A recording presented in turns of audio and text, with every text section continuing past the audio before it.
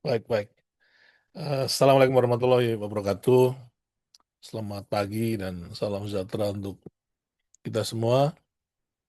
Ya, seperti disebut tadi oleh Pak Eka, kita mendapatkan apa tamu-tamu yang hebat ya di acara pertama ini dari kawan-kawan di seluruh Indonesia.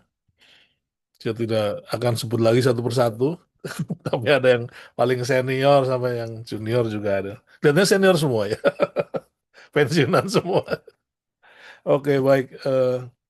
Topik kita hari ini kan kalau dengan bahasa mudahnya itu adalah pembahasan mengenai kemungkinan revisi Undang-Undang Penataan Ruang ya atau tadi disebut DPD ada inisiasi untuk membahas revisi Undang-Undang Penataan Ruang 2027. Sementara ini dari cerita kabar bahwa Pak Wisnu Broto itu dapat undangan di DPD Selasa tanggal 27 Januari ya untuk daftar inventarisasi masalah atau DIM RUU tentang perubahan atas Undang-Undang Nomor 26 Tahun 2007 tentang penataan ruang. Jadi kira-kira pembahasannya di sekitar itu. Tapi ya kalau Bapak Ibu mau bercerita keluhan dan sebagainya seperti Pak Manda tadi ya, silakan nanti tinggal kita diinterpretasikan bahwa oh itu tentang kasus A, B, C dan sebagainya. Tapi akan sangat mudah kalau disampaikan mengenai apa sih kira-kira yang perlu menjadi bekal buat Pak Wisnu Broto mungkin ya untuk hari Selasa gitu ya. Saya kira selain dari sisi TPD, Pak Eka menjelaskan belum mendengar secara resmi dari kementerian ya adanya ide-ide revisi ya. Ya, saya nggak berani bilang juga ini, tapi ya menurut saya sih kementerian juga berkeinginan ya untuk melakukan revisi dengan alasan saya kira karena kejadian kebencanaan yang luar biasa ini ya, keinginan itu saya kira ada ya untuk melakukan apa ya entah itu revisi kecil, moderat atau yang sangat major gitu ya. Tapi kalau melihat bahwa UCK kemarin itu mengubah sangat mendasar dari prinsip-prinsip perencanaan itu, saya kira ada sesuatu yang memang perlu dipikirkan ya untuk dikembalikan ke jalurnya lagi misalnya. Contoh yang terkenal kan peraturan zonasi misalnya. Peraturan zonasi kenapa jadi bagian penataan ruang? Sorry, jadi bagian perencanaan proses perencanaan, sorry, menjadi bagian dari rencana begitu. Harusnya peraturan zonasi menjadi bagian dari eh, pengendalian, proses pengendalian gitu ya. Saya kira itu salah satu contoh. eh saya tidak punya CV-nya Pak Wisnu Broto, tapi saya kira Bapak Ibu mengenal semua bagaimana beliau, siapa beliau ya. Terakhir beliau kalau nggak salah direktur di pengendalian ya, lalu menjadi PMO di Metropolitan Jabodetabek Punjur. Paling akhir sekali saya tidak paham. eh saya cari di grup CV-nya tidak ada ya. Jadi nggak apa-apa ya. Eh, kita adalah lingkaran kecil meskipun Indonesia yang luas ya. Kita saling kenal. Nah, pada kesempatan ini saya ingin atau akan mempersilahkan Pak Wisnu Broto untuk menceritakan sebenarnya DPD itu idenya apa gitu ya. Apa yang digelisahkan oleh DPD. Terus juga DPD menjanjikan apa sih ya. Sebenarnya menjanjikan apa ya. Kemudian apa kira-kira yang diharapkan dari Pak Wisnu Broto untuk menjelaskan di DPD nanti gitu ya. Atau hal-hal yang paling mendasar yang di apa sih DPD pengen denger apa gitu dari Pak Wisnu ya. eh itu mungkin kira-kira ya yang yang cukup spesifik ya. Tentu juga mungkin Pak Wisnu punya pembelajaran sendiri, pengalaman ya. Apa sih yang paling strategis dari UPR ini 26 2007 ini yang memang perlu di apa ya di upgrade lah diperbaiki. Atau begini, setelah UCK ini perubahan itu menyebabkan bagaimana lalu perbaikan totalitas UPR, UCK itu harus bagaimana. Saya kira itu ya, mungkin topik kita atau sekitar itulah gitu kira-kira. Waktu dan tempat akan saya berikan kepada Pak Wisnu, saya persilakan. Batasan waktu saya kira relatif aja ya. Mungkin kalau mau diukur pasti mungkin 20-30 menit penjelasan nggak apa-apa. Nanti setelah itu eh, diskusi barangkali. Pak Wisnu barangkali sudah ready belum? Baik, Pak Toro. Oke, makasih. Terima kasih. Di layar nggak muncul, padahal sudah muncul. Baik, Pak. Kelihatan ya, Makasih. suara terdengar ya. Sangat jelas. Bismillahirrahmanirrahim. Assalamualaikum warahmatullahi wabarakatuh. Selamat pagi, salam sejahtera buat kita semua. Saya kira saya tidak perlu menyapa lagi nih, tadi yang sudah disapa oleh Pak Eka ya, ada teman-teman sejawat yang di ATR maupun saya kira banyak sekali ya, teman-teman seperti Pak Imanda, saya kira dulu pernah di zaman masih PU, saya kira masih banyak bergaul soal pengendalian. Baik, mungkin saya disclaimer dulu nih. Tadi yang disampaikan Pak Toro maupun Pak Eka ya, memang benar bahwa saya mendapatkan undangan dari DPD, Dewan Perwakilan Daerah RI, dan ini saya kira bukan undangan yang pertama ya. Pertama kali saya bersama Pak Maret ya, waktu itu diundang bersama Pak Maret, kalau tidak salah soal harmonisasi. Pernah juga dengan Pak Yayat ya kemarin soal eh, mengumpulkan juga masalah-masalah isu-isu masalah penataan ruang ini. Dan juga dengan Pak IAP, Ketua IAP yang baru. Tapi waktu itu belum Ketua IAP ya, masih Sekjen ya, Mas Dimas ya. Nah, intinya mungkin sedikit penjelasan ya bahwa teman-teman di DPD itu, saya juga tidak tahu kenapa saya mendapatkan undangan itu, tetapi mungkin karena mereka kan tidak bergaul di lingkup DPD saja, tetapi banyak channel-channel dan waktu itu juga minta Bu Reni waktu itu saya mengajukan untuk yang di apa yang masih menjabat saya kira bisa dengan Bu Reni dan saya sampaikan kontaknya Bu Reni dan saya kira Bu Reni juga sempat menyampaikan apa namanya presentasi di DPD itu terkait OSS terutama. Nah, Bapak Ibu sekalian, ini memang menurut saya DPD ini kan eksistensinya di dalam apa namanya fungsi legalisasi ini kan eh, lemah ya dibandingkan DPR dan kelihatannya mereka ada satu apa namanya satu kelompok lah badan lah begitu penyiapan peraturan perundang-undangan atau kajian peraturan perundang-undangan dan melihat kelihatannya undang-undang penataan ruang ini potensial untuk diajukan sebagai inisiatif DPD dan itu ditunjukkan dengan interaksinya yang cukup intens dengan teman-teman DPD termasuk Pak Andi Simarmata ya saya kira punya kontak yang baik dengan teman-teman di DPD. Nah, sebelum masuk ke masalah ke materi yang disampaikan, saya tidak banyak sebenarnya, hanya mungkin sekitar 10 slide saja. Tetapi memang berdasarkan apa namanya ngobrol-ngobrol lah begitu, eh, kelihatannya ada pihak-pihak atau di DPD yang berkembang di DPD itu ada kegelisahan lah. Mengapa sih terjadi banyak apa penyimpangan-penyimpangan gitu ya? Mereka kan orang-orang yang mungkin tidak beda misalnya dengan di DPR yang interaksinya dengan PU ataupun dengan ANTR itu tinggi ya di Komisi 2 atau Komisi 5.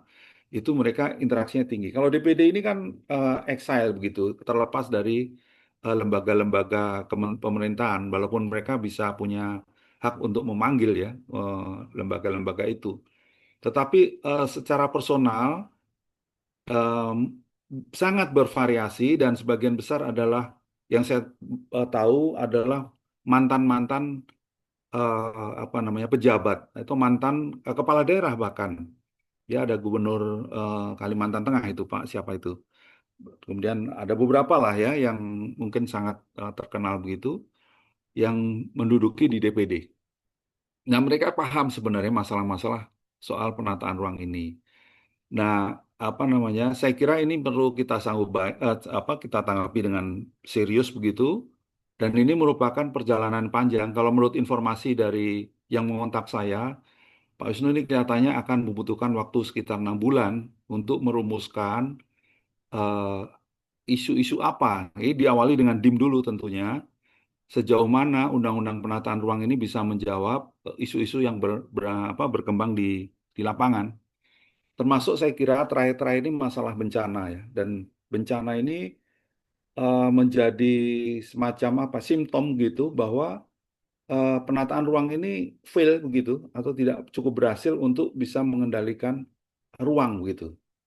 Nah, saya berusaha untuk mengumpulkan dan juga saya coba mempelajari beberapa undang-undang yang ada di negara lain begitu. Seperti apa sih sebenarnya? Ini untuk benchmark ya. Kira-kira undang-undang kita ini seperti apa? Itu yang kira-kira apa namanya, yang akan saya coba share dengan teman-teman dan saya berharap sekali bahwa teman-teman bisa memberikan masukan begitu dan saya kira waktunya banyak, mungkin saya nggak akan banyak menyampaikan, mungkin hanya sekitar setengah jam atau 20 menit saja. Tetapi yang justru ingin kita harapkan adalah nanti saya akan coba catat dan coba saya tuangkan di dalam presentasi saya. Dan saya merasakan bahwa apa namanya eh, sebutan narasumber itu sebenarnya kurang tepat ya karena saya sudah lama sekali, cukup lama lah sebenarnya tidak berkecimpung langsung di bidang penataan ruang ini. Dan saya terima kasih sekali Pak Eka mengingatkan buku tentang perizinan itu yang disusun oleh Pak Eka dan teman-teman. Ini saya kira baik sekali dan saya cukup banyak membaca itu.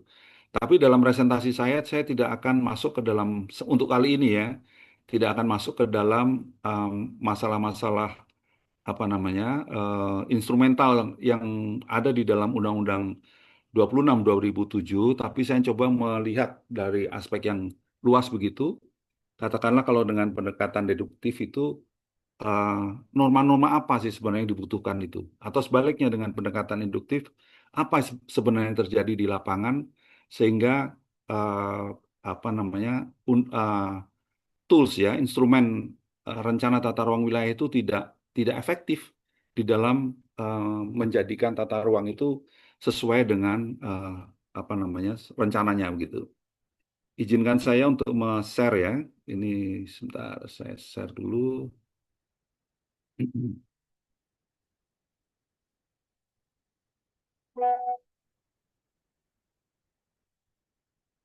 Saya belum selesai menyusun bahan untuk apa namanya untuk hari Selasa ini, tapi saya mencoba untuk menuangkan beberapa hal yang ada di sini karena terus terang ini membutuhkan waktu juga ya. Jadi yang ingin saya sampaikan adalah pokok-pokok pikiran tentang perubahan Undang-Undang Nomor 26 Tahun 2007 tentang penataan ruang. Dan saya memulainya dari filosofi dasar ya. Saya melihat begini. Jadi ada di dalam pembukaan Undang-Undang Dasar 1945, ini Undang-Undang Dasar mestinya bukan UU ya. Itu ada dua item atau dua alinea, dua item yang saya kira relate ya, sangat terkait dengan apa namanya penataan ruang. Yang pertama adalah melindungi segenap bangsa Indonesia dan seluruh tumpah darah Indonesia.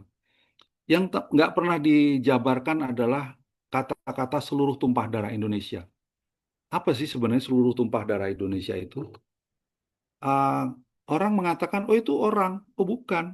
Karena orangnya sendiri, dan ini didampingkan ya, bukan dibikin item baru, tetapi bersebelahan dengan segenap bangsa Indonesia dan seluruh tumpah darah Indonesia. Seluruh tumpah darah Indonesia itu kalau saya perhatikan dan saya coba pelajari gitu, trace back gitu, itu tanah air sebenarnya.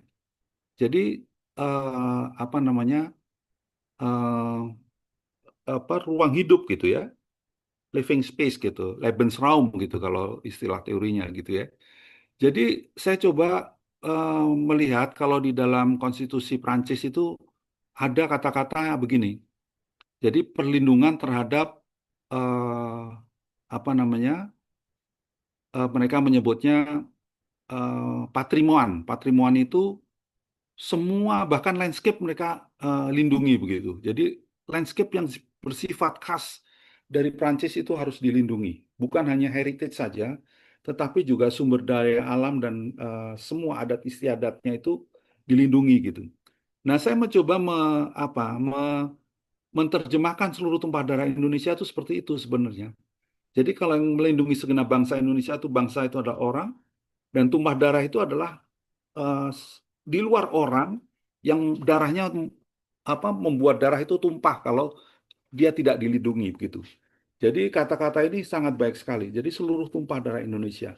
Nah, kita tahu bahwa kalau dalam praktek-praktek sekarang ini sepertinya orang merasa bahwa negara itu tidak hadir dalam banyak hal gitu. Karena terutama setelah adanya Undang-Undang Cipta Kerja, itu masyarakat-masyarakat lokal itu tergusur dan segala macam. Ya saya sebut saja misalnya kasus Rempang gitu yang saya banyak komunikasi dengan beberapa orang dan juga saya kira Bali ya Pak Antonio ya. Saya bicara dengan Bu Niluh Jelantik ya. Dia adalah senator dari Bali. Dia juga mengeluhkan begitu parahnya penataan ruang atau pengendalian penataan ruang di Bali. Jadi tidak sangat tidak terkendali dan itu mengancam kebudayaan mereka begitu. Dan ini menurut saya itu adalah tumpah darah Indonesia gitu. Jadi dua hal ini melindungi segenap bangsa Indonesia dan seluruh tumpah darah Indonesia dan memajukan kesejahteraan umum. Kesejahteraan umum itu kan kita harus memberikan wadah gitu yang menciptakan satu living space gitu, satu ruang hidup bagi masyarakat. Nah, di sebelah kanan ini ada box gitu. Saya membaca satu buku di situ dikarang oleh David David Corten ya. Ada 5 sebenarnya peran negara. Ini David Corten ini adalah scholar ya atau cendekiawan dari Amerika. Kalau nggak salah dari Harvard atau dari eh, mana ya beberapa universitas terkenal di Amerika di tahun 70-an. Jadi pada saat ada dekade pembangunan di PBB kan mengeluarkan dekade pembangunan. Jadi David Corten ini mengingatkan mengenai fungsi negara di negara-negara sedang berkembang. Dia harus berfungsi melindungi. Jadi apalah artinya sebuah negara kalau negara itu tidak melindungi rakyat yang ada di dalam wilayahnya gitu. Jadi dia melindungi dulu, kemudian dia mengatur ya, dia sebagai regulator. Dia mengatur invisible hand atau influence terhadap tangan-tangan yang tidak tampak sehingga dia bisa berpihak kepada rakyat. Yang ketiga adalah membangun. Saya kira dia menjadi kontraktor ya. Dia menjadi pihak yang membangun infrastruktur yang bersifat public goods gitu. Dia membangun karena orang per orang nggak bisa atau swasta tidak bisa membangun, maka negara harus hadir. Yang berikutnya adalah memfasilitasi. Ya, fasilitasi. Fasilitasi ini sebenarnya kan memudahkan ya, bagaimana rakyat-rakyat itu bisa diberi kemudahan. Kalau tone dari Undang-Undang CK ini adalah memberikan kemudahan kepada pengusaha, tetapi tidak memberikan tone memudahkan bagi rakyat pada umumnya begitu, kuranglah begitu. Dan yang berikutnya adalah melakukan redistribusi, ya. Jadi bagaimana aset ataupun kekayaan yang berkumpul di satu kelompok itu bisa diredistribusikan. Nah, kemudian yang di bawah ini, kritik berikutnya adalah terkait langsung pada Undang-Undang Nomor 26 ya. Di situ disebutkan tujuan dari penataan ruang adalah mewujudkan ruang wilayah nasional yang aman, nyaman, produktif, dan berkelanjutan. Jadi ada 4 nih, aman, nyaman, produktif, berkelanjutan. Tapi tidak disebutkan secara eksplisit mengenai keadilan. Memang di dalam azas disebutkan ada adil, keadilan sebagai azas. Tetapi dia tidak menjadi sebuah tujuan. Padahal seharusnya negara seperti Indonesia ini, di mana startnya ya, kalau kita ngikutin sejarah gitu, eh, apa namanya, eh, keadaannya sudah timpang gitu karena penjajahan dan segala macam. Itu keadilan itu menjadi kata yang menurut saya satu clue yang sangat penting gitu. Jadi spatial justice ini harus muncul menurut saya pengertian dari keadilan ini di dalam eh, norma ya di dalam norma di dalam undang-undang penataan ruang harusnya ada begitu. Jadi mindset kita di dalam setiap penyusunan prosedur dan segala macam itu harus ada kata-kata keadilan ini berkeadilan. Saya mencoba apa namanya setahun terakhir kemarin tahun 2025 berkesempatan untuk ikut di project World Bank ya, NUDP. Dan di awalnya saya coba mempelajari, di awalnya itu kalau tidak salah, dan saya sempat mendampingi Bu Reni juga, dari pihak World Bank itu kan dealnya dengan Dirjen Tata Ruang ya, dengan ATR, bukan dengan PU. Tetapi karena satu dan lain hal, waktu itu Pak Uki karena fokus kepada apa namanya penyusunan RDTR dan juga hal lain terkait dengan OSS terkait dengan UCK, maka waktu itu Pak Uki meminta bahwa World Bank bisa mendukung apa namanya kebijakan menteri untuk mempercepat penyusunan RDTR. Tetapi tentu saja pihak dari World Bank tidak mau. Dia menginginkan ada satu inovasi baru dan inovasi yang dikenalkan adalah terkait apa namanya satu sistem ataupun satu prosedur penataan ruang di Johannesburg di Afrika Selatan. Dan saya mencoba mempelajari ya, saya coba flashback di dalam aturan-aturan itu. Memang waktu itu saya kira ada beberapa teman-teman yang terlibat di dalam apa namanya berhubungan dengan apa namanya Gayatri Singh namanya orangnya task team leader dari World Bank itu, termasuk mungkin Pak Eko yang sebelumnya berada di BPIW, almarhum Pak Eko itu juga banyak berhubungan. Dan mereka kalau menurut Bu Reni ya, wah kalau cuman mencontek itu kan kita nggak perlu mestinya begitu. Sebenarnya setelah saya bicara dengan teman-teman di World Bank itu sebenarnya hanya trigger saja bahwa perlu ada satu inovasi di dalam format ya, di dalam format sebuah rencana tata ruang, kata RTRW lah begitu, katakanlah begitu. Jadi salah satu yang apa dikritisi oleh para pemikir di World Bank itu adalah kenapa format dari dari RTRW yang ada di Indonesia itu hanya bermuatan pasal-pasal gitu. Dia tidak mudah untuk dideliver gitu, untuk dibaca oleh katakanlah kepala daerah dan segala macam. Jadi tone-nya adalah tone hukum gitu. Ya, dan mungkin Pak Maret nanti bisa memberikan komen juga masalah ini. Dan mereka menunjukkan bahwa dokumen rencana tata ruang itu dan kritiknya juga begini, peta-peta yang ada tuh hanya peta struktur dan peta pola gitu, peta ruang. Dia tidak menggambarkan bagaimana alasan itu dibuat dan bagaimana staging untuk mencapai itu dilakukan gitu. Jadi dia tunjukkan di Johannesburg itu di mana masalah karena dia kan bekas negara apartheid ya, di mana isu apartheid menonjol, ada segregasi sosial begitu di mana di situ banyak sekali orang-orang lokal begitu yang tersingkirkan. Dan makanya tone keadilan itu di dalam spatial justice itu sangat menonjol. Dan itu dikenalkan oleh mereka bagaimana infrastruktur itu harus dibuat dengan memperhatikan masalah-masalah seperti ini. Nah, inilah yang sebenarnya kita harus tunjukkan seperti itu gitu. Seharusnya juga di dalam Undang-Undang Penataan Ruang tone itu harus muncul. Yang berikutnya adalah di dalam tujuan ini ada kata-kata mewujudkan ruang wilayah nasional. Ini kalau ini dari saya sendiri ya, bukan dari World Bank. Wilayah nasional ini konotasinya hanya bahwa aman, nyaman, produktif, berkelanjutan itu dibuat di skala nasional. Padahal isu-isu lokal itu yang harus dimunculkan. Mungkin tidak dimunculkan karena maksudnya mungkin wilayah nasional itu sudah termasuk dari subnasional dan lokal atau provinsi atau kabupaten kota gitu. Tetapi seharusnya ditegaskan bahwa itu harus sampai membumi gitu ya. Aman, nyaman, produktif, berkelanjutan dan sampai berkeadilan itu harus sampai kepada kabupaten kota. Jadi ini membuat apa namanya yang ada di tujuan itu diturunkan di dalam KPI-nya lah gitu. Jadi bisa diterjemahkan di dalam penyusunan RT RW itu sendiri. Ya ini satu satu apa namanya satu isu yang saya kira nanti bisa kita diskusikan, yaitu pada level norma ya, pada level uh, filosofi dasarnya seperti apa yang seharusnya undang-undang itu menginspirasi gitu, memberikan apa namanya influence agar isu-isu yang apa namanya tidak sangat teknis tetapi isu-isu yang lebih kepada sosial dan apa namanya keadilan dan segala macam itu kan seringkali terabaikan. Nah, nanti saya akan tunjukkan bagaimana Undang-Undang Cipta Kerja itu sangat berkonotasi eh, investasi, ekonomi gitu, dan itu sepertinya mengabaikan hal semacam ini gitu.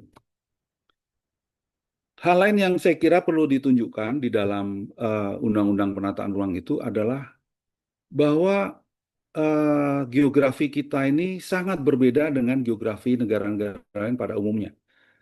Ini saya mencoba melihat bahwa peta Sumatera itu sengaja saya tunjukkan, dan itu di tengahnya tuh ada Bukit Barisan, gitu ya. Ini sebenarnya pola pola umum di mana di setiap pulau itu pasti ada punggung bukitnya, dan punggung bukit itu harus mendapatkan tempat karena dia menjadi sumber air ya. Kalau orang-orang di Jen Sumber Daya Air itu mengatakan dia sebagai pabrik air. Jadi itu harus mendapatkan perlakuan khusus. Memang kita menyebutkan kawasan lindung, tetapi kawasan lindung itu tidak didefinisikan seperti apa gitu. Jadi saya mencoba melihat di Brazil ya. Di Brazil itu pernah terjadi deforestasi yang besar sekali. Luas hutan Amazon itu kan luas sekali ya. Luas, sangat luas sekali. Dan mungkin luasnya lebih luas dari Kalimantan, Sulawesi, dan Sumatera digabungkan gitu. Karena sangat luas. Deforestasinya tinggi.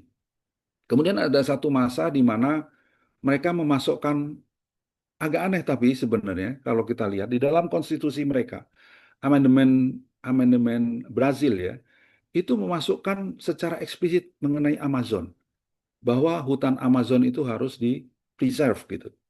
Itu di level konstitusi loh. Dia disebutkan di dalam amandemennya itu. Artinya apa? Dia menyebutkan, dia tidak flat begitu, tapi punya intention gitu ya, punya intensi khusus terhadap Amazon itu. Dan memang itu implikasinya besar sekali ya, memasukkan itu dari segi pengawasan, dari segi penindakan dan segala macam lah. Saya kira banyak sekali cerita-cerita tentang deforestasi. Saya eh, seminggu atau 2 minggu yang lalu kedatangan teman saya, mungkin teman-teman di sini sempat kenal ya, namanya Pak Yoslan. Dia kerja di UNESCO ya. Dia udah belasan tahun saya kira di UNESCO. Dia menikah dengan orang Perancis, dan kemudian kemarin sempat berapa tahun dia ditempatkan di Nairobi. Ya di UNESCO tapi yang ada di Nairobi. Dan kita tahu di Nairobi itu di Kenya itu banyak sekali kantor-kantor UN ya, ada UNEP, ada UN Habitat dan segala macam. Dan itu pergaulan mereka sangat intens dibandingkan ketika dia di Paris ya, karena di UNESCO Paris itu sangat lebih stand alone begitu. Tapi kalau di Nairobi karena banyak UN-UN yang lain, jadi pergaulannya itu, dan dia kompon ya, satu kompleks gitu, interaksinya sangat tinggi. Dan dia bercerita bahwa apa namanya em, deforestasi di Brazil itu penanganannya luar biasa. Dia penanganan untuk bisa ini luar biasa, sampai militer itu akhirnya diterjunkan dan itu berhasil mengurangi deforestasi, termasuk di dalam apa namanya pengawasannya ya, di dalam pengawasannya, di dalam apa namanya pemantauannya itu eh, dengan teknologi yang tinggi dan segala macam. Dan sekarang katanya menggunakan machine learning ya, di mana ada indikasi perubahan-perubahan sedikit saja, mereka sudah ada alert gitu, sudah muncul gitu. Misalnya mulai mulai ada traktor atau apa begitu ya, itu sudah ada anunya, ada early warning sistemnya gitu. Nah, saya kira kita perlu mencontoh, makanya nanti di dalam apa di bagian akhir juga saya sampaikan bahwa pengawasan itu seharusnya menjadi bagian dari pelaksanaan penataan ruang. Dia bukan hanya di penyelenggaraannya, tetapi juga di pelaksanaannya. Oke, jadi dari sisi ini sebenarnya eh, yang diagram yang sebelah kanan atas itu adalah saya ambil dari buku ya, Caring for the Earth, A Strategy for Sustainable Living. Itu sudah diterjemahkan di bahasa Indonesia. Tetapi intinya bahwa untuk sebuah ekosistem ya, apalagi seperti Indonesia yang negara kepulauan, itu harus sangat menjaga kawasan lindung yang berada di pegunungan ya. Kalau perlu dieksplisitkan, ada satu cara-cara tertentu bagaimana menangani kawasan lindung di pegunungan. Meskipun secara fakta atau karena ada perjalanan sejarah, banyak sekali kota-kota yang sudah terlanjur berada di kawasan pegunungan. Kami di proyek NUDP kemarin dengan Pak Firman ya, itu ada salah satu objeknya adalah di Kota Bukit Tinggi. Ya, Kota Bukit Tinggi saya kira kota yang bagus sekali. Dia di dataran tinggi, dingin dan segala macam ya. Dan juga saya kira Bandung dan juga banyak sekali kota-kota itu. Nah, mestinya treatment terhadap kota-kota di daerah pegunungan itu harus berbeda dengan kota-kota yang di bawahnya itu. Kalau ada 4 kategori itu, maka natural systemnya harus dijaga. Jadi apa namanya rainforest yang hutan-hutan primernya itu harus dijaga benar. Dia boleh ada di kawasan perbukitan atau di kawasan pegunungan, dia sebagai modified system. Makanya ada satu aturan khusus bagaimana sih mengelola kota-kota yang ada di ketinggian tertentu atau di kelerengan tertentu gitu. Nah, di bawahnya ada cultivated system, artinya dia masih tanaman gitu, tetapi dia sudah cultivate gitu. Artinya sudah diolah oleh manusia, kebun sawit dan segala macam sawah dan segala macam. Di bawahnya adalah build system, ada bangunan. Nah, masing-masing kotak ini seharusnya ada treatmentnya. Ya, ada satu di apa ada clue-cluenya, ada hints-nya, ada larangan-larangannya, ada apa arahan-arahannya bagaimana itu harus dilakukan gitu. Nah, Bapak sekalian, ini slide ketiga ya. Saya melihat di beberapa undang-undang penataan ruang di setidaknya ada dua. Sebenarnya ada juga Malaysia ya, ada Cina dan juga ada Korea. Jadi saya kira kita secara eksplisit harusnya memasukkan mereka sadar benar bahwa masalah kota itu berbeda dengan atau perlu mendapatkan perhatian khusus gitu. Kita lihat bahwa di eh, apa namanya PP tentang penyelenggaraan ya, PP berapa tuh? Saya kok lupa. Yang di kita di PP 59 2022. 21 ya, yang awalnya berapa? 15 PP awal itu. 34 15. 15 ya. Ya, di PP awal itu kan begini, banyak mutatis mutandis gitu ya. Eh, mem- memperlakukan sama, kota kabupaten itu memperlakukan sama. Padahal seharusnya tidak, harusnya dibedakan begitu. Ini gambaran ini menunjukkan bahwa bagaimana kota itu ditreatment secara berbeda dari segi tata ruangnya. Bahkan di tingkat metropolitan dan kota kecil itu berbeda begitu. Dan itu sangat detail di apa di undang-undang Korea maupun di Tiongkok ya. Dan juga di Town Town and Country Planning Act-nya Malaysia dan beberapa saya lihat di Inggris juga. Jadi negara-negara jajahan Inggris kebetulan kemarin waktu di apa NUDP ada mitra kerja saya dari India dan dia juga bilang mengenai dia belajar banyak tentang ini kemarin sempat saya minta Pak Eka, oh ternyata Pak Eka punya dokumen berbahasa Inggris ya, tapi ternyata oke lah, mungkin dia juga udah pulang ke negerinya barangkali. Tetapi intinya dia banyak belajar dari peraturan-peraturan. Dia bertanya ke saya, kenapa kok begini, kenapa kok? Jadi dia dengan Google Translation tuh dia terjemahkan tuh semua peraturan-peraturan PP-nya dan segala macam. Bahkan dia mengambil beberapa contoh apa namanya dokumen-dokumen RT RW yang ada di perda-perda itu dia terjemahkan dengan Google Translation. Dan dia merasa ada sesuatu yang apa nggak pas gitu ya, nggak pas di dalam dari segi format, dari segi muatan, kontennya dan segala macam, strukturnya dan segala macam. Nah, Bapak sekalian, kalau kita lihat sebenarnya memang UU PR ini seharusnya harus lebih kaya begitu, supaya memang seringkali kita mengatakan oh itu nanti diatur di dalam PP. Padahal kalau itu bisa diangkat ya, bisa diangkat dengan satu mindset yang berbeda di dalam undang-undang, tentunya akan memberikan dampak yang berbeda pula. Ya, ini yang contohnya yang ada di Korea dan di apa namanya di Cina gitu ya. Itu menurut saya nanti ada masalah kelembagaan juga ya. Masalah kelembagaan juga saya kira kita harus secara eksplisit menjelaskan mengenai bukan hanya masalah kewenangannya, tetapi bagaimana kita deal dengan pembangunan-pembangunan yang sifatnya khusus. Ya, seperti misalnya Kota Baru dan segala macam. Memang Pak Toro kan pernah diskusi apa merintis atau terlibat di dalam PP perkotaan ya. Ya, Dalam semacam 59 2022 itu sekarang. 59 2022 ya. Itu nah, seharusnya sebagian dari materi itu harus masuk di dalam Undang-Undang Penataan Ruang. Jadi dia terintegrasi. Dia terintegrasi dengan penataan ruang begitu. Ya, jadi satu kesatuan dengan penataan ruang. Itu ya saya kira ini materi ini sebenarnya menarik. Saya masih mencoba mendalami ini ya beberapa hal yang mesti kita lihat. Nah, berikutnya adalah eh, yang sebelah kiri adalah proses yang lazim begitu di dari pengumpulan data ya analisis segala macam sampai kepada perwujudannya ya di dalam perizinan dan segala macam. Nah, Bapak Ibu sekalian, mestinya eh, kemarin itu mungkin sedikit cerita tentang project NUDP ya. NUDP itu kemarin itu adalah salah satu ada yang project ada komponen yang disebut ICP, Integrated City Planning. Integrated City Planning itu diterapkan di 10 kota terutama ya. 10 kota dan di 13 kota secara lebih umum. Yang detailnya yang detailnya itu adalah di 10 kota. Nah, di dalam 10 kota ini adalah mengusulkan dari setiap kota-kota itu ada di Sumatera itu ada Bukit Tinggi, ada Belitung, Tanjung Pandan ya. Kemudian ada Samarinda di Kalimantan, eh, apa namanya? eh, beberapa di kota diusulkan di sana. Kemudian ada Mempawah ya di dekat Pontianak.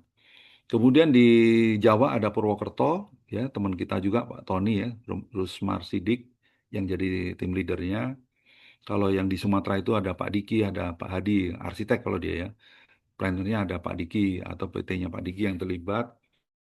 Kemudian di timur tuh ada 5, ada Gorontalo, ada Sorong, ada Konawe, ada Morowali, ada Weda. Tiga Morowali, Konawe, Weda ini adalah kota-kota nikel ya, industri nikel yang luar biasa. Nah, ini adalah keinginan dari Pak Basuki waktu itu memasukkan itu. Nah, intinya adalah di dalam proyek ICP itu adalah memilih bagian dari kota di mana itu memungkinkan untuk bisa menjadi katalis ya kata orang bilang atau kita sering menyebutnya sebagai titik akupuntur gitu. Jadi injeksi sedikit saja dia memberikan dampak yang luas terhadap seluruh kota dari segi ekonomi, sosial dan segala macam, kemudian segala macam. Jadi kalau di dalam textbook saya pelajari ini sebenarnya semacam urban redevelopment atau urban regeneration gitu. Nah, kita menemukan di dalam 10 kota itu ada yang sifatnya greenfield gitu, kosong ya, tanah-tanah kosong. Bupatinya menginginkan dibangun di tanah-tanah kosong, seperti misalnya di Morowali. Di Morowali itu ada yang menjadi isu besar kan ada IMIP ya. Tapi IMIP itu sudah lama. Ada juga IHIP sebenarnya di sisi yang lain IHIP. Nah, bupatinya mengatakan begini, saya nggak ingin merespon di dua itu karena permintaan Bappenas sebenarnya itu bagaimana supaya proyek NUDP itu merespon isu masalah kekumuhan akibat adanya industri hilirisasi dari tambang di sana. Berikut dengan industrinya banyak sekali di sana. Tetapi bupatinya memilih di tempat lain yang masih kosong. Dia ingin membangun yang relatif kosong lah. Membangun daerah baru yang menurut dia begini. eh, Memang deposit nikel di Morowali itu besar, tetapi permintaan pasar terhadap, saya kira bagus juga nih pernyataan Bupati. Permintaan pasar terhadap nikel di dunia itu mungkin tidak akan lama, dia bilang. Jadi kami harus menyiapkan satu diversifikasi di investasi yang lain. Jadi dia minta kepada konsultan-konsultan yang di ICP ini untuk menyiapkan sebuah kawasan yang masih kosong dan relatif kosong lah, sebenarnya sudah ada di situ dan dibikin usulan apa gitu yang bisa menarik investasi. Itu seperti itu. Itu juga terjadi di Konawe, juga terjadi di kalau Sorong itu relatif ya masih dekat dengan kota. Di Gorontalo ini adalah brownfield ya, dia sudah padat penduduknya, bagaimana supaya bisa direvitalisasi. Di Bukit Tinggi juga gitu, ada pasar Aur, gimana pasar yang kelihatannya sudah mulai menurun gitu fungsinya, dihidupkan kembali, revitalisasi dan segala macam. Di Samarinda misalnya itu di tepi Sungai Mahakam gitu. Ini ada sedikit apa friksi atau bukan friksi, perbedaan pandangan antara wali kota Samarinda dengan tim tim NUDP ya di Samarinda. Dengan kebanyakan inilah kebanyakan karena penentuan lokasi itu didasarkan pada stakeholder engagement, satu proses di mana dia harus mengumpulkan pendapat gitu. Kalau wali kotanya pengen sebenarnya eh, saya pengen membangun di seberang sungai. Lupa saya nama daerahnya itu. Di seberang sungai ada tanah Pemda masih kosong dan kita pengen mengembangkan baru. Kenapa? Karena ini tidak jauh dari tol, ya, tol dari Balikpapan Samarinda dan ini mengarah kepada IKN sehingga itu sangat potensial untuk dikembangkan. Tetapi sebagian besar hasil dari partisipasi publiknya itu menginginkan melakukan revitalisasi di Samarinda Lama di sungai gitu. Ada daerah ada kawasan yang disewa oleh Pelindo, kemudian ada sebagian oleh Kementerian Perhubungan itu akan dilepaskan katanya akan karena pelabuhannya akan dipindah dan itu yang akan dikembangkan gitu. Hal yang sama juga di Sorong dan juga di beberapa daerah yang lain. Di Tanjung Pandan, di Belitung juga begitu. Ada Pelindo ingin memindahkan pelabuhan digeser gitu, semacam gitulah. Jadi ada semacam redevelopment. Nah, hal-hal semacam ini itu tidak tercover di dalam RT/RW. Kesulitannya adalah kemarin kami menyayangkan ya di dalam diskusi-diskusi kenapa ATR waktu itu melepaskan atau tidak terlibat di dalam proyek NUDP ini.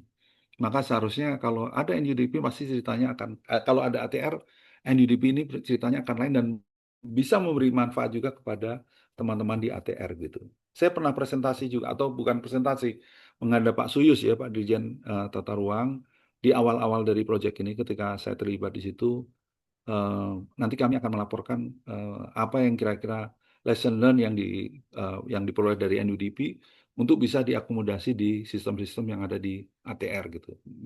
Beliau menyambut baik dan juga diskusi dengan teman-teman di direktur 5 direktur di tata ruang ya di DJTR dan saya kira mereka menunggu saja begitu arahan dari pimpinan. Nah, Bapak Ibu sekalian, ini yang sebenarnya harusnya muncul di dalam RT/RW kita ya. Saya kira ini redevelopment ini adalah menjadi satu tema yang lagi in lah begitu di dalam pembangunan bangun kota di seluruh dunia ya. Saya diberikan textbook atau dipinjami textbook dari expert-expert itu bahwa apa namanya luar biasa sebenarnya. Kita harus men-set ini menjadi bagian dari proses rencana tata ruang perkotaan gitu. Dan bagaimana aspek-aspek sosial, aspek-aspek tidak meminggirkan masyarakat dan segala macam itu juga menjadi perhatian, bukan hanya berpihak kepada investor besar saja supaya kotanya bagus, cantik dan segala macam. Itu ada clue-cluenya gitu, ada apa cara-caranya seperti itu. Bapak Ibu sekalian, berikutnya adalah seperti ini.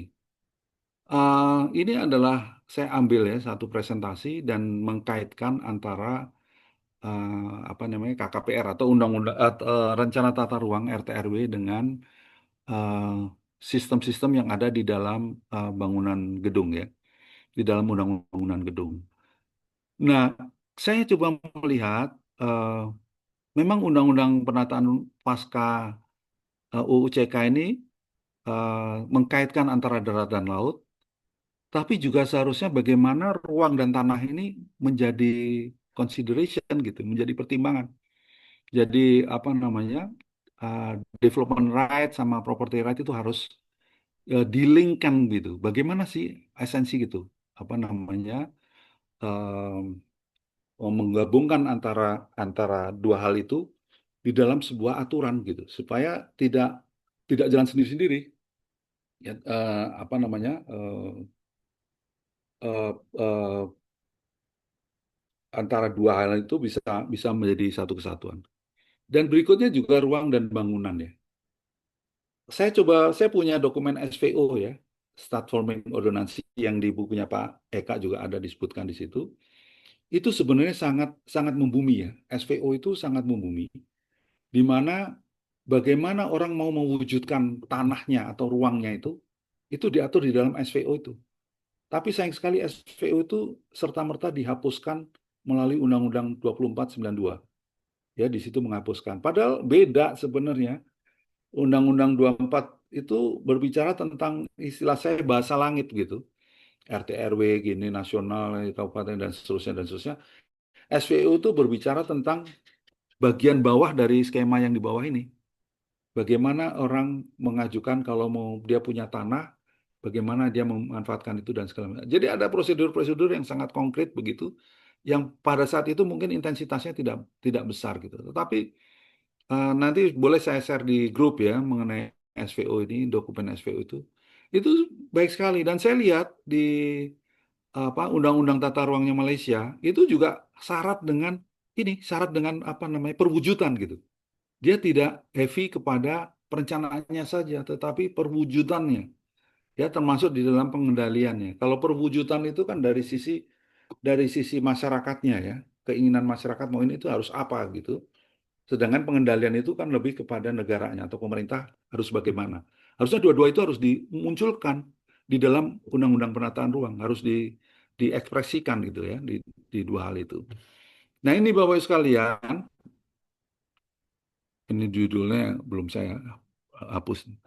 Jadi eh, kita kan punya turbin WAS ya, turbin LAK-WAS. Sebenarnya pengawasan saya dulu di pengendalian merasakan bahwa term pengawasan ini kalau ada di penyelenggaraan ini aneh jadinya. Dia ada wastek di situ, ada pengawasan teknis. Terus apa isinya penilaian terhadap kabupaten kota bagaimana melaksanakan ini segala macam. Padahal diperlukan pengawasan di pelaksanaannya.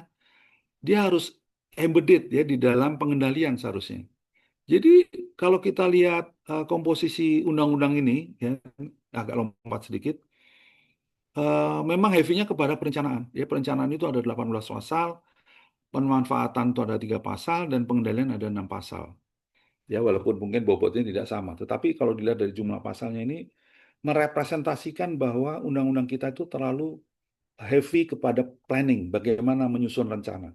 Tetapi tidak memberikan perhatian yang cukup terhadap pengendalian atau pemanfaatan. Ya. Jadi satu lah pemanfaatan pengendalian pemanfaatan ruang itu. Jadi eh, apa namanya? Ini saya dapat dari Wali Kota Bogor nih, ya siapa Pak yang sekarang Wamen ya, Pak Bima Arya tuh bilang begini dalam sebuah diskusi gitu. Jadi kalau pengawasan ini harus dirumuskan di dalam rencana tata ruang di dalam jadi kalau ada jadi semacam eh, indikasi gitu. Jadi kalau ada orang ngumpulin pasir di depan rumah, itu si petugas petugas dinas dinas pengawasan. Kalau di DKI kan dulu ada dinas pengawasan ya, dan beberapa daerah ada dinas pengawasan atau pengendalian. Sekarang pengendalian itu harus mencermati bahwa itu harus dicek apakah rumah itu sudah punya IMB atau belum. Waktu itu ceritanya begitu. Jadi itu adalah bagian dari pekerjaan pengawasan. Jadi dia preemptif gitu. Jadi sebelum terjadi sesuatu, eh, bukan bukan post factum ya. Kalau kita kan spiritnya itu post factum. Oh salah, kamu harus begini ini segala macam gitu.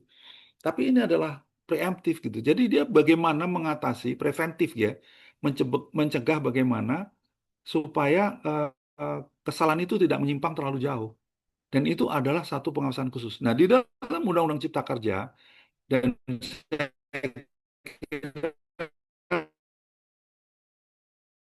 ada ada khusus dimunculkan mengenai pengawasan ini. Tetapi itu tidak dipayungi di dalam undang-undang, dalam penyelenggaraan saja. Mungkin kalau penyelenggaraan kan artinya antara pemerintah dan segala macam. Ini saya kira usulan yang menurut saya perlu diakomodasi di dalam revisi di dalam undang-undang itu tadi. Nah, Bapak sekalian, ini adalah OSS nih. Ini gambar ini adalah hasil dari kompilasi World Bank ya, menilai kenapa sih pakai ISIC gitu. ISIC itu KLBI ya kalau di kita. Kenapa sih kok harus dikaitkan dengan ISIC gitu? ISIC ini sudah menunjukkan bahwa kenapa tidak tidak ini yang saya tadi sebenarnya pengen memoto pagi-pagi pengen jalan begitu. Ada satu daerah dia ada spanduk begitu. Warga ini tidak terima pembangunan kafe, klinik ini di wilayah permukiman ini segala macam. Dan sebelum sebelum ada spanduk itu, sebenarnya saya sudah beberapa kali mendapatkan selama menangani di PMO itu, menemukanlah di dalam diskusi-diskusi itu keluhan orang mengenai kafe-kafe yang ada di lingkungan perumahan atau di dalam apa namanya komplek-komplek perumahan. Dan di Rajasa itu ya nggak jauh lah dari Kertanegara itu ada kafe, kemudian di apa namanya dikomplain sama warga akhirnya nggak jadi. Juga di Tulodong ya, di Tulodong karena anak saya suka ngopi nih ya, kita parkir waktu itu di depan kafenya diusir Pak, diusir sama tetangga dari kafe itu, dia nggak mau terganggu gitu. Jadi akhirnya saya parkir jauh gitu, parkir jauh gitu terus nunggu dia. Seperti itu gitu. Ini artinya apa? Itu karena akibat dari OSS. Karena OSS itu adalah dokumen ya. Ini yang saya kira kritik terhadap OSS gitu. Yang jadi ada yang mengatakan gini kalau World Bank bilang, jadi rencana tata ruang itu menjadi alat legitimasi investasi. Artinya project-led development gitu, pembangunan yang berorientasi kepada project, bukan alat pengendali gitu, bukan plan-led development gitu. Seharusnya pembangunan itu merujuk kepada perencana gitu. Tapi karena memang spirit OSS pada awalnya kan begitu. Kalau saya lihat presentasi Pak Uki ya, bahwa ini supaya lebih simpel dan segala macam. Tetapi ini yang membuat, memang ada apa itu, risiko ya soal apa itu. Mestinya ada Pak Pras ini yang bisa diskusi mendalam ini. Ada apa skema risiko segala macam. Tapi itu rumit sekali. Menurut dia ini terlalu rumit gitu. Di beberapa negara itu lebih sederhana dan lebih efektif, yaitu dikaitkan dengan apa yang disebut dengan parameter ruangnya.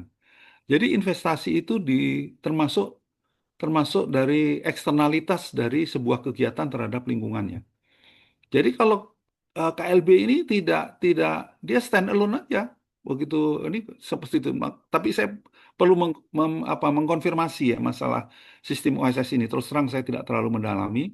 Tetapi memang ini kritik yang saya rujuk dari presentasi orang World Bank mengenai rumitnya OSS ini dari sisi ini sehingga akhirnya orang menggunakan dokumen-dokumen yang ini. Sebenarnya ada Pak Dirjen Pengendalian ya, mungkin ada teman-teman dari pengendalian nggak Pak? eh, Teman-teman di pengendalian itu sudah mengkompilasi berapa sebenarnya memverifikasi dokumen-dokumen itu yang benar gitu, yang valid gitu. Ternyata sebagian besar, ada 70% adalah tidak valid. Jadi proses untuk memverifikasi sendiri adalah sebuah effort yang besar untuk mengecek satu demi satu apa dokumen yang masuk di KKPR itu. Jadi sebenarnya kita harus mengevaluasi ini. KKPR tuh kok begitu caranya? Dan itu tersentralisasi kan di apa namanya di BKPM. Sistemnya BKPM. Semuanya diserahkan kepada mesin gitu. Nah, apakah seperti itu gitu? Pernah sekali waktu sebelum saya pensiun, waktu itu diundang di waktu hari tata ruang, saya berbicara di Jawa Timur ya, di teman-teman di PU kalau nggak salah di Jawa Timur, mereka minta penjelasan mengenai undang-undang ini. Sebagian bahan 2019 ya di apa di Surabaya dan salah satu kritiknya memang salah satu pertanyaan yang besar, Pak, kami dulu Bu Risma di Surabaya itu sudah punya SSW ya, Surabaya Single Window. Itu dia bilang kami sudah mengevaluasi OSS yang generasi pertama ya, kata dia bilang gitu.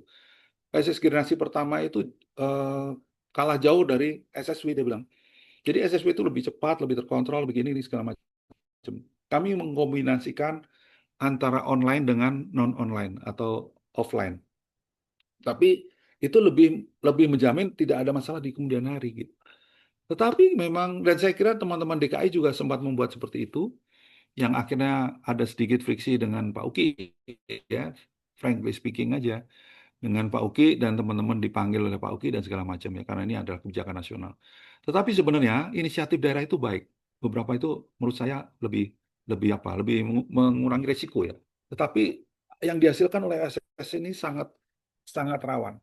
Dan saya kira hasil dari penilaian KKPR yang dimunculkan oleh saya punya datanya ya mungkin sekitar setahun atau 2 tahun yang lalu lah teman-teman di apa di pengendalian eh, presentase-presentasenya itu, wah mengerikan sekali Pak. Sebenarnya kita harus melakukan evaluasi terhadap OSS ini ya. Ini yang sebenarnya mesti kita lihat. Terakhir Bapak Ibu sekalian, ini adalah satu fakta ya, satu fakta ada Ini saya bikin, yang sebelah kiri ini saya bikin ketika melakukan penertiban di puncak ya, di PMO nih. Jadi waktu itu saya dengan Pak Andi Renat, eh, dengan bantuan apa namanya, Kodam ya, Kodam Jaya, melakukan penertiban terhadap villa-villa. Ya, kemudian ada beberapa hotel, ada beberapa villa yang dibongkar, tapi tidak 100% dibongkar, tetapi dibongkar yang mengenai sempadan sungai. Jadi dibongkar begitu. Tapi lucunya si pemilik itu bilang ke saya begini, Pak Wisnu, kenapa cuman kami yang dibongkar? Yang di seberang sana, kata dia, nunjuk ada kawasan kumuh ya. Ada kawasan kumuh, tidak dibongkar. Padahal kami ini lebih baik, Pak. Kami ada drainasenya, ada ini. Ada. Kalau Bapak datang ke sana, Bapak lihat aja. Itu sangat-sangat tidak memenuhi persyaratan agar tanah itu tidak longsor dan segala macam. Itu. Tapi benar juga. Jadi waktu acara Hari Tata Ruang Pak Budi mengadakan acara di Puncak, saya mencoba memasuki belusukan tuh di kawasan-kawasan kumuhnya di Puncak itu. Benar juga. Memang lebih berisiko gitu dari sisi lingkungan, dari sisi masyarakatnya sendiri gitu berisiko. Nah, cerita sebelah kiri ini piramidanya ada isu-isu informality dan ada isu-isu of illegality. Jadi kalau kita berhadapan dengan ini saya kira kasus di mana tuh yang longsor di Bandung Barat itu Cisarua. adalah issue of informality. Ya, Cisarua ya. Itu longsor itu karena pemerintah membiarkan orang-orang desa itu menanam sayur ya dengan tidak menggunakan apa namanya kaidah-kaidah di mana seharusnya di terasering dan segala macam sehingga terjadi longsor. Dan itu saya kira banyak sekali kasusnya. Dan terjadi pembiaran. Dia pembiaran terhadap ini karena kasihan. Oh mereka nggak punya pekerjaan makanya kita biarkan aja. Yang di biru yang di atas itu adalah issue of illegality. Issue of illegality ini kasus villa. Jadi kalau kita lihat villa-villa itu yang Pak Budi menyebutnya selalu apa menyebutnya jadi 3B ya. Mereka yang apa tuh? Yang beruang, jadi dia punya uang, ada artis, ada anggota DPR, ada segala macam. Kemudian yang berpangkat itu ada ini segala macam. Atau yang berkuasa itu dia berkaitan dengan pejabat-pejabat ini. Jadi kita membiarkan itu, dia secara ilegal membangun itu. Tapi sebenarnya di balik illegality itu ada informality. Karena deal dengan eh, apa namanya dengan eh, pengurus izin atau pemerintah daerah itu informal. Jadi informality menyebabkan illegality. Kalau yang di bawah informality menyebabkan illegality. Jadi kalau yang di bawah itu ada perambahan-perambahan kawasan-kawasan yang seharusnya lindung gitu, dia dirambah, oh dibiarin aja karena dia kasihan gini-gini. Tapi dia sebenarnya ilegal. Dia informal ya, karena isu informal gitu. Nah yang sebelah kanan ini menceritakan kelembagaan, Pak. Ini saya dapat dari Pak Dadang sebenarnya. Ya, Pak Dadang pernah dalam sebuah presentasi, tapi saya coba kembangkan seperti ini. Jadi keadaan ini muncul karena error of commission dan error of omission. Error of commission itu artinya penyimpangan penataan ruang atau pelanggaran penataan ruang itu karena tidak ada lembaga yang menangani. Jadi soal kewenangan, kekosongan. Kemudian ada ketidakmampuan lembaga yang punya kewenangan untuk menangani. Atau terjadi tumpang tindih antar lembaga atau antar kewenangan.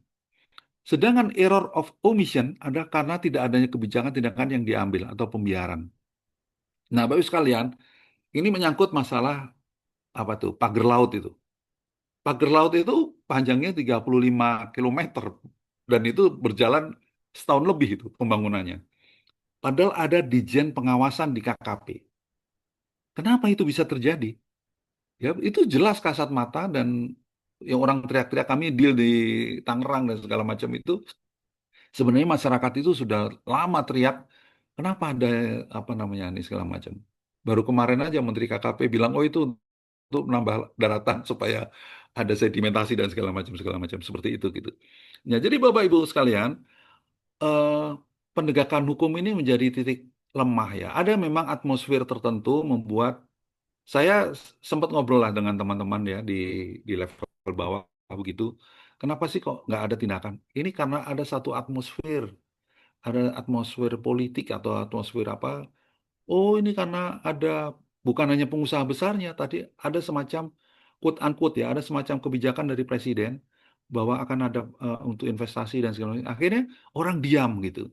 Tapi tidak based pada sebuah dokumen. Seharusnya apa kata dokumen itu yang harus diikuti gitu. Tetapi kepada sebuah eh, atmosfer, sebuah apa situasi gitu, di mana apa namanya karena itu jadi aparat-aparat itu tidak melakukan tindakan gitu. Jadi ada semacam pembiaran karena ada semacam atmosfer tertentu yang orang berprasangka oh mungkin kalau ini presiden ini segala macam gitu. Jadi itu Bapak sekalian pertanyaannya saya mencoba melihat ya. Saya tanya Chat GPT ini, kenapa sih ini ternyata menjadi salah satu titik lemah dari penataan ruang kita ya masalah enforcement ini, law enforcement ini. Ini gimana? Kuncinya sebenarnya adalah masalah kelembagaan, ya, kejelasan mengenai kelembagaan dan kelembagaan itu harus punya kapasitas. Kapasitas itu artinya orang-orangnya harus mumpuni dan harus apa namanya mencukupi gitu.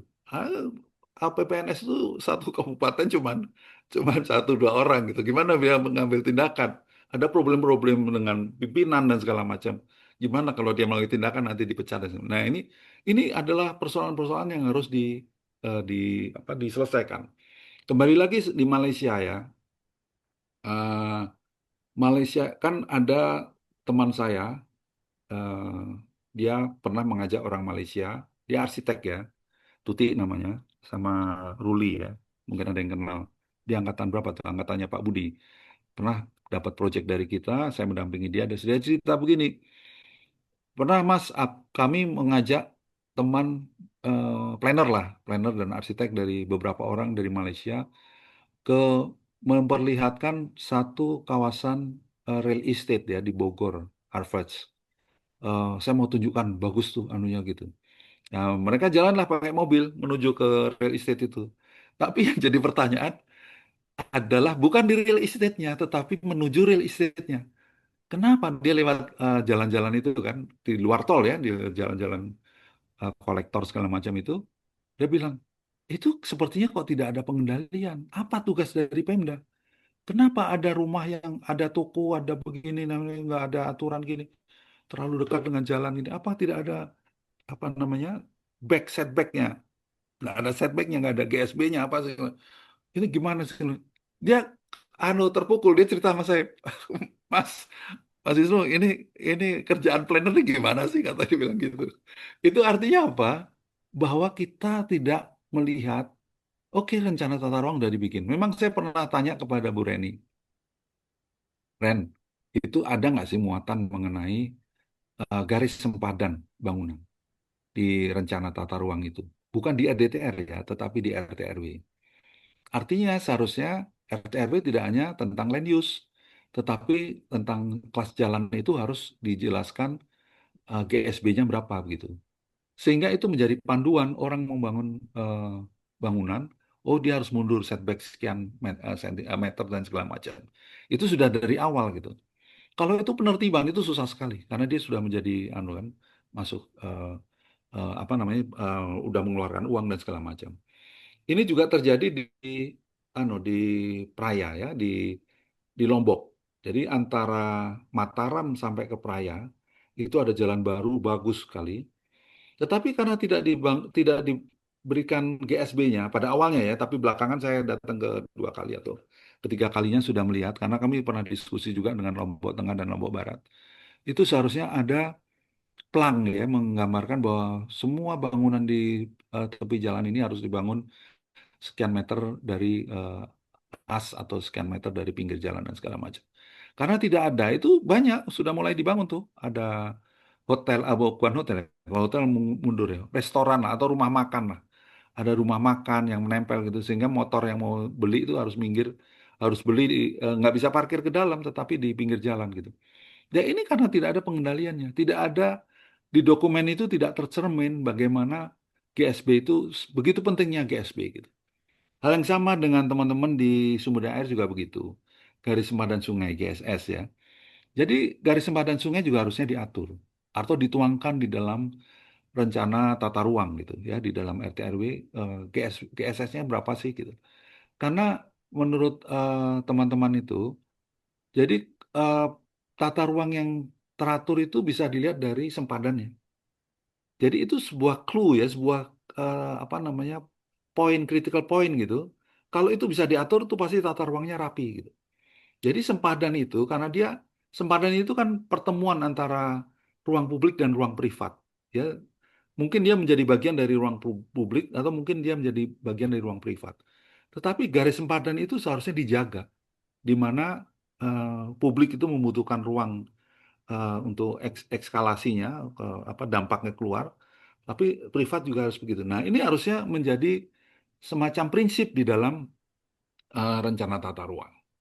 Saya kira itu Pak Toro, Pak Eka, dan teman-teman sekalian, beberapa hal yang mungkin akan saya tuangkan di dalam presentasi saya, insya Allah di hari Selasa nanti. Apa namanya, beberapa hal saya mengharapkan sekali ada masukan, ada komen-komen dari ini, dan saya eh, menrespon dari permintaan dari DPD itu bahwa ini akan dilakukan dalam apa namanya, rentang waktu yang panjang begitu. Mungkin saya nggak tahu mekanisme seperti apa untuk bisa di apa namanya, dirumuskan. Pertama memang dimintakan DIM-nya, inventaris masalahnya. Tetapi berikutnya bahkan sampai kepada legal draftingnya. Saya kira itu Pak Toro, Pak Eka. Terima kasih. Baik. Assalamualaikum warahmatullahi wabarakatuh.